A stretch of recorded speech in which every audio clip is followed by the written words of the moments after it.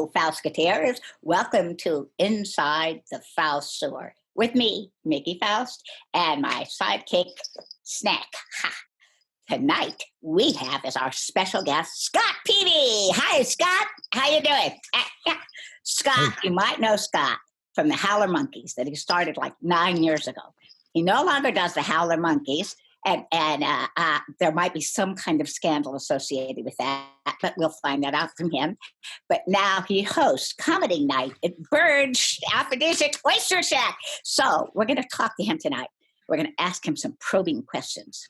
Scott, first, I just want to kind of see if you're okay with informally recognizing that by doing this interview, you kind of informally sold your soul to the devil through Faust. Is that okay? Oh, yeah, that's fine. Yeah, I think you've probably done that several times in your life. Yeah, if you can track it down when it's your turn with it, then more power to you. Yeah, it's like that crossroads, the crossroads with the devil. Good to see you. Now, Scott, do you have any idea why we're doing this interview, actually? None whatsoever. None, me either, but let's just kind of make it up as we go along. Now, I know that you're going to be hosting a wonderful, I think it's called, and I have it right here, The Pride Inside, a stand-up comedy, and it's a queer comedy night. It's going to start June 5th, and I think it starts at 9:30. It's going to be online, on YouTube, on the website. There'll be a whole lot of publicity surrounding to get people to come and see it. And I'd love to know what kind of comedians are you going to bring that night? Who are we going to be seeing? Oh, so I was honored to be asked to try and put a list together. And so I have my good friend, Sarah Lamb, will be hosting it, and she runs technically nobody runs any comedy shows right now, but we're doing streaming stand-up comedy shows. And so Sarah runs one on Sundays, and she also hosts shows for the Humortals, which is a LGBTQ plus friendly stand-up comedy show. And she's still doing those streaming too. I think those are monthly. So she'll be hosting. And then I have from Tallahassee, I have Emily Jacobson, Kate DeLucchi, Jessica St. Hill, and then of course Sarah. And then we have some people from different parts of Florida, and then people who are not in Florida. Dwayne Duke is in Florida. Anna Lepley is in Florida. And then there's a few names I'm unfamiliar with, and I'm still waiting on their friend requests. But it's going to be, I've watched videos by everybody, or I've met them and seen them live. It's going to be a really good show. Yeah. We actually, Faust put on there, I think on our website and on our Facebook page, things promoting the Humortals. Yes. Kind of a brief history for that. So we're excited about that. We're very excited. But I want to ask you something. How did you get involved in comedy? What happened? Everyone tragic childhood. What? What went wrong?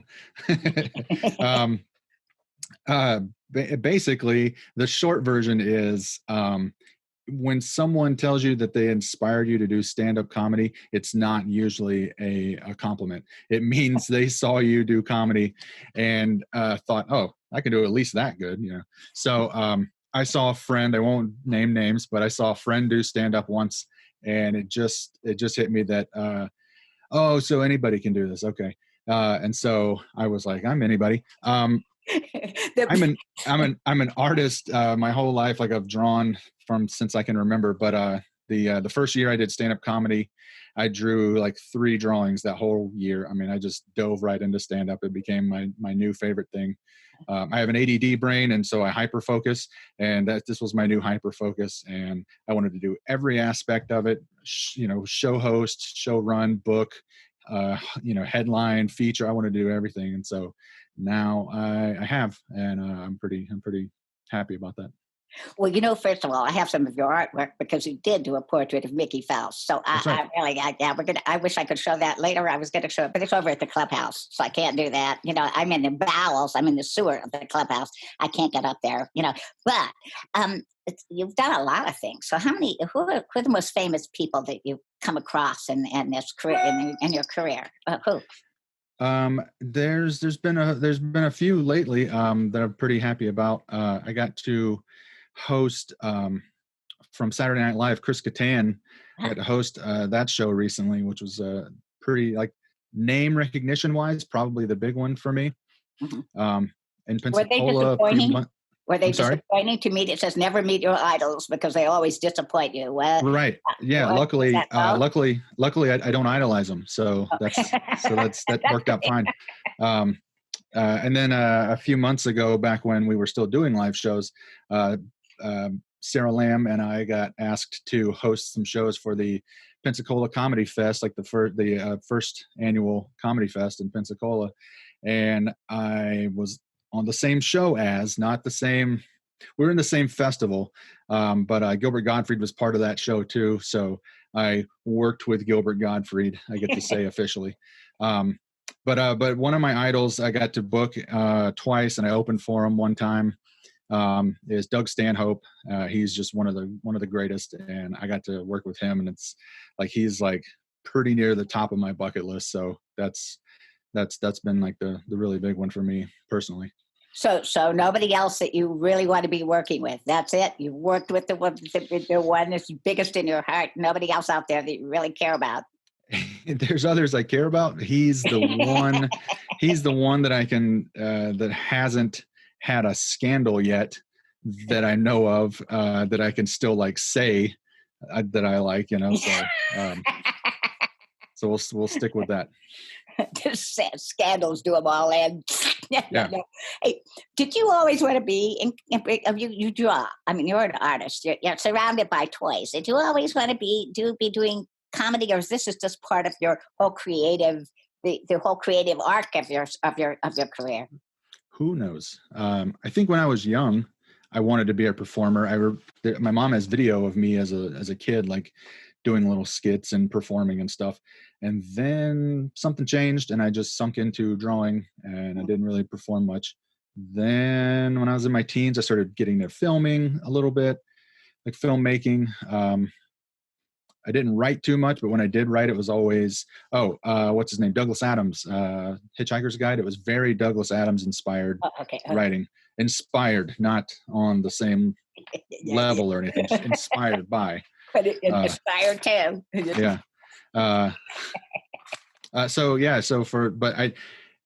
always been a huge fan of stand-up, but I never considered it something I actually could do, like I said, until I watched a friend do it and realized it just clicked. It was just the right timing for me. It just clicked. So well, okay, are you a scary movie aficionado? Are you just like a comic scary movie aficionado? Which, or is it both? I love comic books, but my horror movie, my movie genre of choice is definitely horror.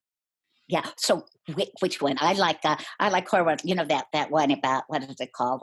The Green Fields or something like that. The one about cannibalism, about these the environmentalists who Yeah. you know that one with the I love that film. I think that's very, very cool because everybody gets eaten, and there are a whole bunch of angry, starving, cannibalistic rats out there during the coronavirus. So it speaks very deeply to the two of us. But do you have a favorite? It would have to be Glitter by Mariah Carey. Glitter? Glitter, the Mariah Carey movie. Yeah. Horrifying, absolutely horrifying. Good CGI, because she did almost look real. But jokes aside, the original Texas Chainsaw Massacre will always be my favorite. Yeah. Do you know? I actually dated the original Leatherface Gunnar Hansen. Really? I don't know if you know that. Yeah. I didn't know that. Before I was a rat, Gunnar Hansen was a poet. So I don't know if you know that. He was a poet. I did know that. Yeah. Yeah. It only got creepy after he played in the Texas Chainsaw Massacre. Sure. I mean, he kind of couldn't be near the guy and kind of not go, woo. Oh, wow. But he had the soul of a poet, but the appetite of a cannibal. Yeah. That's fascinating. That's cool. So I'm going to, a lot of people have just horror stories about performing in places and performing comedy and nobody's there. What's the smallest crowd you've ever played for? Anything? I've done shows to literally the bar staff. There was nobody in any seats, and just the bar staff was performing. Oh, there, a handful of comedians that were also on the show. But I had one story where me and three other comedians drove to Orange Beach, which is in Pensacola. Drove to Orange Beach for a show that we were super hyped for, and we ended up performing in front of a couple of the bar staff, and then one of the comics' parents. And I headlined, and they were the whole crowd, just his parents and a couple people working. And I headlined, and it wasn't until after I was done that I decided, I should have let him headline. Like it was his parents. I always felt bad. Tyler, I'm sorry, man. I should have let you headline. Thanks for bringing your parents out to that show. I appreciate it. But because you end up playing for the Void, Scott, and that's kind of why you're doing it. Yeah, no, I love small crowds. Like it's nice when it's packed, however many people it is. It's nice, but when it's just like a few people and you got to try and connect with just two people over here, one guy at the bar, I love that challenge. I have so much fun with that. So honestly, yeah, no crowd is is a bad crowd, and as far as I'm concerned. But have you ever blanked out on stage? You ever just gone? I've never blanked completely, but I have. I bombed one show, the entire show. I got crickets for 5 whole minutes, and I was the opening comedian, and I started pandering, which is not a good idea. And so that just made it worse. That was like insult to injury. Like, you're already not doing good. Now we can see through you. It was. No. It was terrible. The humiliating moments become funny later, and hopefully become part of your routine later. Yeah. So I always wondered, because I've always loved the name, and I was envious of the name. And had it not been Mickee Faust Club, I would always love to have been in the Howler Monkey troupe, because I love the name and I love Howler Monkeys. And I just thought it just said a lot. Yeah, yes. Okay, knock it off. I'm just wondering, how did you come up with the name? How did that troupe start? And also, why did it stop? Did it just come to a natural end? Well, so we started because when I started doing stand-up, I had a really warm welcome into the Tallahassee comedy scene. And I noticed immediately that not everybody was as warm and welcoming, but it was something I needed, and it was something I saw a lot of us needed, like having this stand-up comedy community. And so me and 6 other like-minded stand-up comedians we sat around talking about it. We said, if we had a group with a name and a logo, then we could like be a force, in stand-up, in the local scene, and we can have that we all will gain reputation that way. Plus, when you go to a stand-up comedy show, you typically, like in like an open mic, there's like 12, 15 performers, and people aren't going to necessarily remember your name. They're not going to remember like who was funny to book that person. So we figured if 5 or 6 of us throughout the show, at the end of the show, said, "My name is Scott Peavy, Howler Monkeys Comedy Troupe," that would resonate and that would get us booked. And it worked. We got booked a lot because of that. The name came from, I was sort of, I call myself the reluctant head of the Howler Monkeys, because I kept putting these ideas out hoping someone else would run with it, and no one would. And so the name just was a name that my brother actually came up with for a flag football team that he was doing a year before that. And then it petered out. They didn't play any games anymore.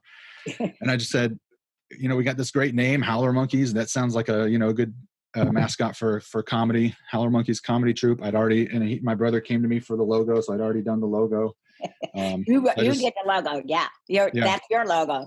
That's my logo. And so I pitched I said, how about, I kept trying to get people to generate ideas, and I was like, all right, how about Howler Monkeys? And they'd go, oh, that's great. We need a logo. And I go, okay, well, I have a logo too, So eventually I just got to where I started running everything and booking shows, and we all took turns for a while, but I don't know, after a while there was upwards of 20 active Howler Monkey members over the course of 2 or 3 years maybe. And then people started moving away. And the reason we don't really perform as the Howler Monkeys anymore is because I run the free comedy night at Birds on Wednesdays. Well, hopefully I'll return to that once things normalize. But it just didn't make sense to start. This show was already running before I started, and it didn't make sense to add my label to it. I just wanted to keep it running as is, and keep it like an open thing and not feel like something I was trying to take control of and make my own, What I find interesting, nobody thinks about Tallahassee as being a kind of a center for comedy. But right. the way you're describing it and the way it seems to have unfolded, it actually kind of is. You're talking about this very welcoming community of comedians and a very active and thriving comic scene. And so I find that surprising. It's like another one of those little secrets about Tallahassee. Secrets about Tallahassee. Well, I'm gonna have you have you ever been heckled, but really badly by, like, say, some of the bar staff when there was nobody else? Anybody? They were probably drinking because there was no business that night. Yeah. Not usually by the bar staff. You remember the heckles? Yeah. Are they fresh in your memory? And could you share one with us? So we would like to become part of your deep embarrassment. In my early years, like I said, I latched onto stand up. I dove in. I wanted to try everything. So in my early years, I honestly tried out different kinds of ways of dealing with hecklers. Like each time I would get a heckler, I'd go, okay, last time I tried this style, let's try something else. And the worst was it was a birthday party. It was at Rosie's Italian restaurant. The Howler Monkeys used to have a show for about a year. The restaurant went under right after we quit doing our shows there. But that in itself kind of a comment. But there was a birthday party, and this guy, and I mean, to be fair, like, they didn't know there was a comedy show going on when they got there. They just wanted to have a birthday party. So, but this one guy just kept talking, and he was being really rude about it. And I shut the whole show down. I was like, we're not doing any more comedians. We're not doing any more jokes until you stop talking, and I just, like, the whole place got really awkward, and I killed the buzz of the entire show. And I discovered not to do that.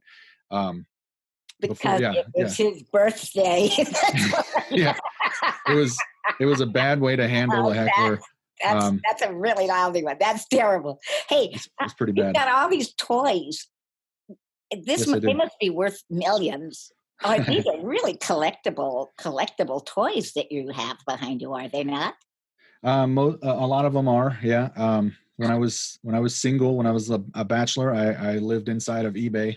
And I tracked collectible toys for, weeks, and, found the best deals. And what I would do is, like, I would look for boxes. Like when someone would say, oh, my son moved and here's just some of his stuff he left behind. I would look for that kind of stuff, because whoever's looking for those toys, the name of that toy is not in the headline. And so I would just kind of comb through pictures, and just find the boxes that had, like, good stuff that wasn't labeled in the headline. And that's how you get a good deal. And then I would keep those and then piece out the rest of the box. And more times than not, I made money and kept the best pieces. Oh. And so then sometimes I would sell them, and then I'd, make even more. So all told, I'm in a small room right now, but it's wall to wall action figures. All told, I probably have, most of this room is probably free. Like, like if you balance out, like, how much I've spent versus what I have, I've probably paid for less than half of the toys in here, and most of them do have some kind of value even out of the box. I have to take them out of the box. But know what would be neat, Scott, to make a video of all your wind-up toys wound up somehow, kind of like the magic toy shop, that it comes alive and either tries to, is encouraging and loves you, or tries to eat you for your salt content or something like that. I love seeing that. It just inspires in me. I want to create diorama, That's what you've done. I think it's what I love it. I do that. I do have some dioramas here. But Scott, I know that they wanted to keep this shorter, but I really like you. I don't know that much about you. I know your sister. I know about Howler Monkeys. I know you're funny. and I know that you know the best talent around. But is there anything else you think that people would find kind of odd and interesting? What's something about you that most people don't know that you don't mind sharing with lots of people on a video? There's nothing. That's it. Nothing at all? No little secrets? Well, this isn't a secret, but I go to comic book conventions and I dress as Deadpool on vacation typically, but sometimes it'll be Elvis Pool, or my most recent one has been Dad Pool, where I'll add like a mustache to the costume and I have a polo. I do logos and stuff, so I have a Dad Pool logo on a polo that says Dad Pool. So I do stuff like that, and usually when I go to conventions, I have my mask on the entire time I'm there, and I'm in character like the whole time, and I'm always my approach to comedy is I don't care if anyone around me thinks it's funny. I'm performing for the hypothetical alien that is possibly watching me. Like in my mind's eye, there's an alien species, and they're all assigned one human being to watch for our entire life. And I want my guy sitting there watching me going, like nobody's laughing. He's keeping this gag going. Nobody's laughing. Does he know I'm watching? Like I want that. Like that's all I care about. I hope there's an alien watching me, and I hope that he's getting off on the fact that no one around me is laughing whenever I'm like out and about, or whatever. It's kind of like how. No, that's about the best description I can give. No. I like this because I agree, Scott. That's what I meant when I said you're playing to the void. You were playing to your alien. Yes. Okay. If you could look out and there could be 1,000 people in the audience, but if you can't see me, you can't hear them. Who are you doing it for? Yeah. You're doing it for your alien. Yeah, I do. I work little stuff into my sets that is just for me. The idea is that it seems like I messed up, or it seems like I don't know what I'm doing. Like I'll take a drink and I'll chase the straw around with my tongue for a second, like that. And then I'll give up and I'll just set it down. I won't even acknowledge that, I won't smile, and I'll just keep talking or whatever. Now I've kind of, like I still do that occasionally. So now if anybody, has seen that or sees it in the future, we'll know, oh, I thought he was just goofing around.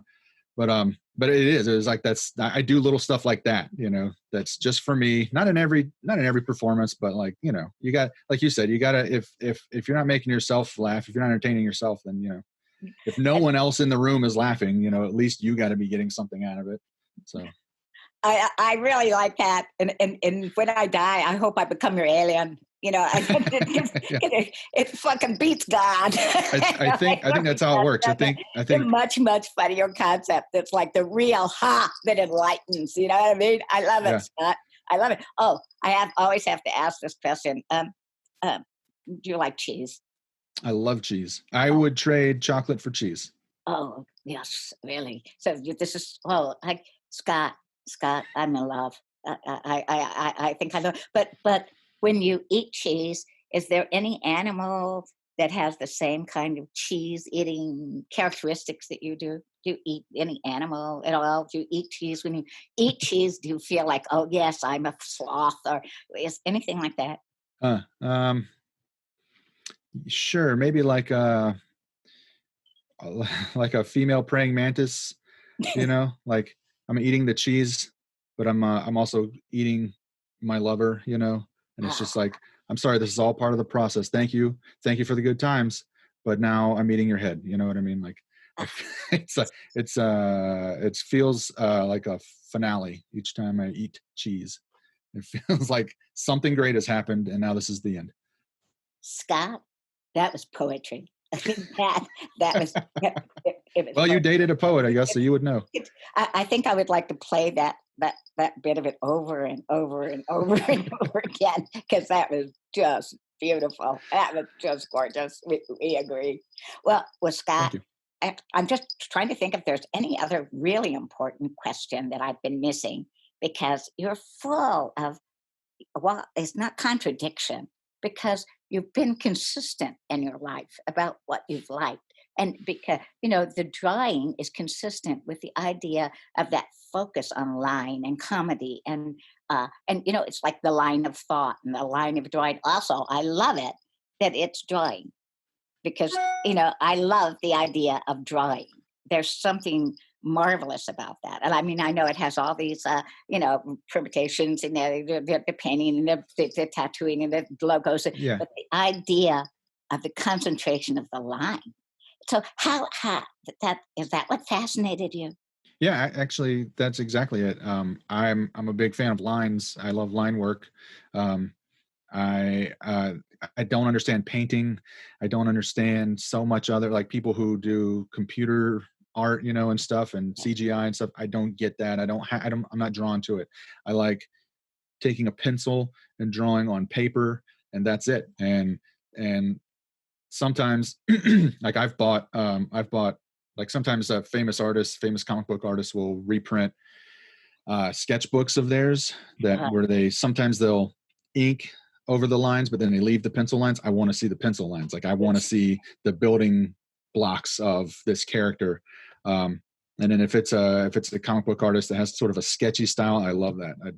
I love watching. I love, like, my style personally has gone from lots of lines down to, like, I do caricatures now, where I'm trying to take everyone's face and put it into Hanna-Barbera style caricature, where it's just like basically 7 lines and, like, that's Fred Flintstone. You know what I mean? Like, just the quickest, most exact, exaggerated, and yet true to form lines. Caricatures is where it's at. I think that's just at the height of drawing to me. So that's what I've been focusing on. And every week, whenever I was doing my live show, the stage show, I would do 3 caricatures. I would do the host, the feature, and the headliner every week. And if I've already drawn them a dozen times, I would just make it different every time. I would, like, this time, I've done all 3 of these people before. Well, this time they're all going to be, horror movie killers or whatever. Like, I would change it up, but I just like doing caricatures. So it's like you said, it's the lines. I'm drawn to drawing lines. Are you going to ever have an exhibit of your work, of your drawings? Have you had one? Probably not. Would you like to have one? That feels awkward. No, I post a lot of it on, like, I posted it on Facebook and I posted on Instagram, and I feel like that's really all it needs. I do commissions from time to time, but it's, I'll go through a period where I'm doing them, and then I'll hit 2 or 3 that didn't turn out how I want, and then I'll announce to the world in an angry, drunken, message, no more commissions. I hate doing commissions. So it's all about, like, how confident I am at the time, where I'll start taking commissions, and then, like I said, you hit 2 or 3 bad ones, and then you go, why would I ever do commissions? What, so I don't know. Yeah, an exhibit seems really weird to me. Well, I've loved. This has been an unexpected pleasure. I've never done this kind of thing before. I didn't think it'd be fun either. Yeah, and because I'm usually not interested in anyone but myself. I mean, it's just, I'm a rodent. I'm a kind of really narcissistic, horrible rodent. But I really loved listening to you. I loved talking in this way. It was fascinating to me. I was going to say, maybe you could have an exhibit at Faust and put some of your drawings up in some of our green rooms or something, but we don't even know if we're going to be open in the future. We don't know when we're ever going back to the clubhouse. That'll be perfect. If you've never opened, then I'll break in and put some of my drawings around. That'd be perfect for me. Like, we can let people in one at a time. It would be the kind of little thing. It would be the coronavirus exhibit, and they could come in and they could wander through and discover your drawings in odd and different places. I'd love it. Like and haunted house you'd style. Be masked and with a jar. Yeah. Donations. Yeah. I'm not playing that. Look, I want to thank you. Okay, I want to thank you for being here tonight, but I really want to thank you for trying to keep. Well, not for helping Faust keep alive, but helping Tallahassee keep alive, helping the comedy scene keep alive by doing these viral and these wonderful video cast, podcast, everything that you're doing. It's yeah. I'm not really used to being grateful for anything. It just goes against my nature, but I have to thank you for it. So I don't have to, but you can. Thank you. Yeah, okay. And is there anything you want to say to your audience? If we have an audience, who knows if anybody is even going to be listening but us? We'll be here, sitting here avidly watching ourselves and you. Anything you want to say?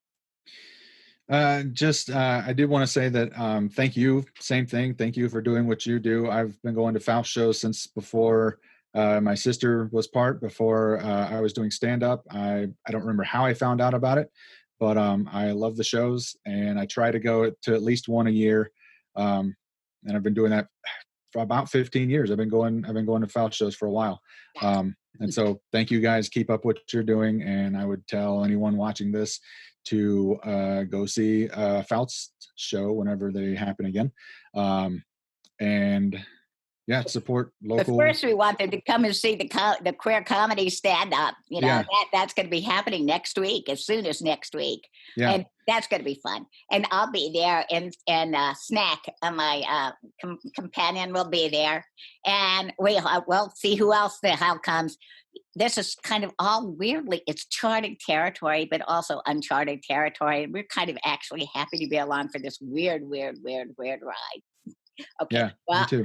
Okay, well, I guess that might be it, because I bet we've gone over our allotted 5 minutes, like quite a lot. But Yeah. Boy, I really hope Sam, when she edits it, that she keeps in those things about drying and some of those they're a wonderful thing. I'm going to give me a minute. Sam, can we stop?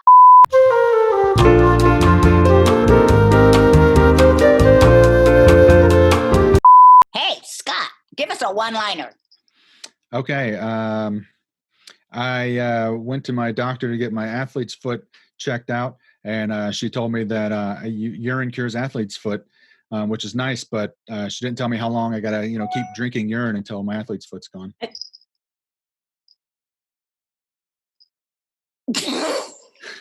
not funny. I have athlete's foot. It's not funny. It's not funny to all of us who are suffering from an athlete's foot. Just can't please everybody. You can't please everybody. Never mind. Scott Peavy, thanks for being here tonight at our debut of Inside the Faust Sewer. And we'll see you at the Pride Inside Queer Stand-Up Comedy Hour next Friday, starting at 9:30. It's a great lineup, folks. We'll see you back in the sewer. And that ain't all, folks.